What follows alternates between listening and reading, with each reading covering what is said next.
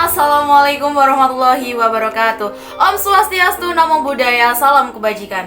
Di sini saya dan rekan saya akan membahas materi mengenai azas, norma, konsep, teori, serta diskresi dalam hukum administrasi negara.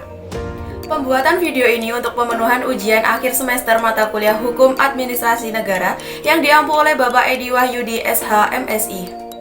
Sebelumnya, perkenalkan nama saya Yunda Khalifah Saputriani, NIM 111-20161, dan rekan saya.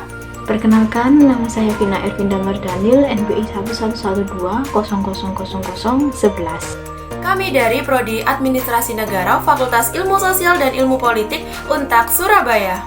Yuk simak video kami. Azas bisa juga disebut dengan prinsip. Menurut KBBI, prinsip adalah suatu dasar atau azas kebenaran yang menjadi pokok dasar berpikir dan bertindak. Azas HAN menurut para ahli.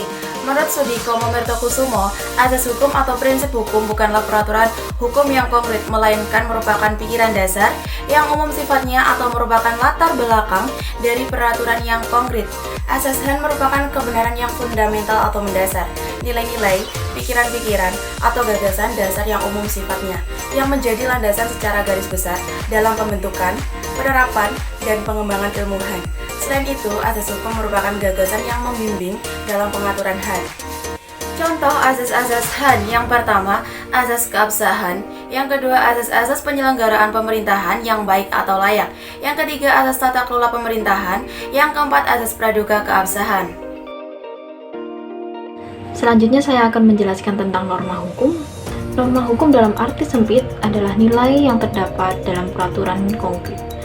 Norma hukum perumusannya dari pandangannya objektif yang dapat diterapkan secara langsung. Konsep HAN yaitu suatu pikiran yang terciptakan khusus sebagai suatu teknis untuk menyatakan kehendak tujuan administrasi negara. Konsep selalu digunakan dalam peraturan hukum untuk menyatakan kehendaknya. Selanjutnya saya akan menjelaskan tentang teori hukum administrasi negara.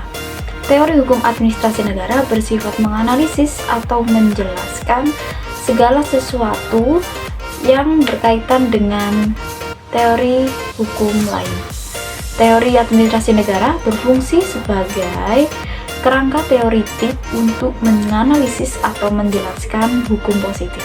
Menurut J.J. Burgin, objek teori hukum dalam arti sempit mencakup pengertian hukum, definisi hukum, sifat kaidah hukum. Yang terakhir ada perbedaan asas hukum, sistem hukum, dan aturan hukum. Selanjutnya ada contoh teori hukum. Ada 3. Yang pertama ada teori keabsahan, yang kedua ada teori melebur dalam pengambilan keputusan, yang ketiga berdasarkan dari trias politika. Diskresi diartikan sebagai kebebasan mengambil keputusan sendiri dalam setiap situasi yang dihadapi. Diskresi tidak bertentangan dengan peraturan perundang-undangan.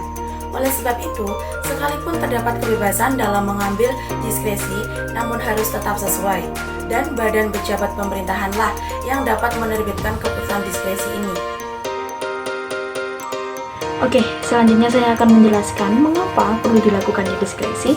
Yang pertama, memperlancar penyelenggaraan pemerintahan. Yang kedua, mengisi kekosongan hukum. Yang ketiga, memberikan kepastian hukum. Yang keempat, memberi stagnasi pemerintah dalam keadaan tertentu guna kemanfaatan dan kepentingan umum.